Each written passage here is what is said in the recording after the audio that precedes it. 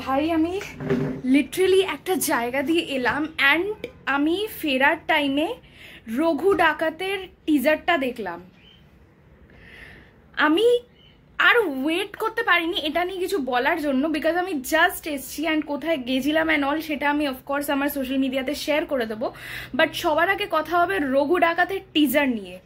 আমি ফার্স্টে একজনকে দিয়েই শুরু করতে চাই, সেটা হচ্ছে অনির্বাণ ভট্টাচার্য। ভাই I am literally a fan of him and ভীষণ অ্যাপ্রিসিয়েটিভ লাগছে, ভীষণ অ্যাপ্রিসিয়েট করতে লিটারালি ইচ্ছা করছে। এতগুলো স্ট্রাগল, মানে তোমরা জানোই আমার আলাদা করে এটাই কিছু বলার নেই। এতদিন ধরে তার লাইফে যেসব ডাউনফল চলছে অ্যান্ড সত্যি বলতে গেলে আমি স্পিচলেস হয়ে গেছি। আমার কিচ্ছু, মানে আই ওয়াজ লাইক দিস। মানে পুরো টিজারে এরকম লেভেলের ভিজুয়ালস হবে, জাস্ট এক্সপেকটেশনের বাইরে ছিল জিনিসটা।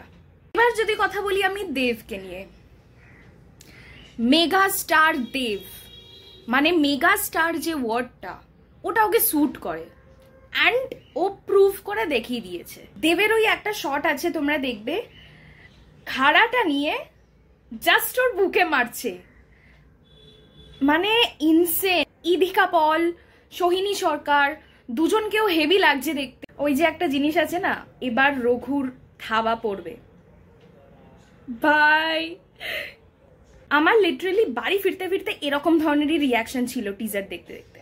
প্রত্যেকটা সিকোয়েন্স এই টিজারে হেভি লাগছে, সলিড লাগছে। মানে কোনো মাস মুভি যে এরকম ভাবে রিপ্রেজেন্ট করতে পারে, this is the perfect example.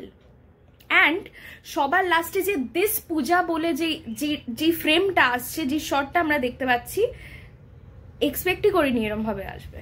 Just blown out.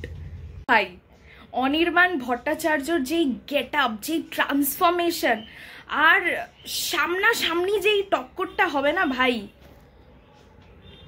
কি হবে হলে।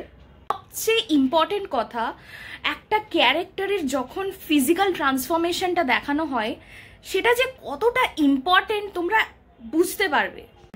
রঘু ডাকাতের যেই ব্যাকগ্রাউন্ড স্কোর, লাস্টে যেই গানটা, কিছু একটা হবে ভাই, কিছু একটা হবেই। This is grand.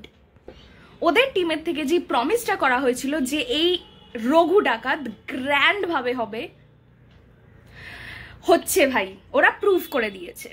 Top level casting, top level visuals, মানে সবকিছু অন দ্য টপ।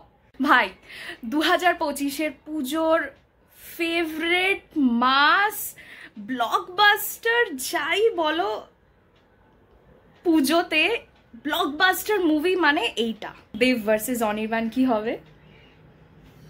যাই হোক, এত কথার মধ্যে আমি একটা জিনিস বলতে ভুলেই গেলাম, সেটা হচ্ছে তোমরা যদি এই চ্যানেলে নতুন হয়ে থাকো তো চ্যানেলটাকে অবশ্যই সাবস্ক্রাইব করে নিও। দেখা হবে পরের কোনো ভিডিওতে, পরের কোনো কন্টেন্টে।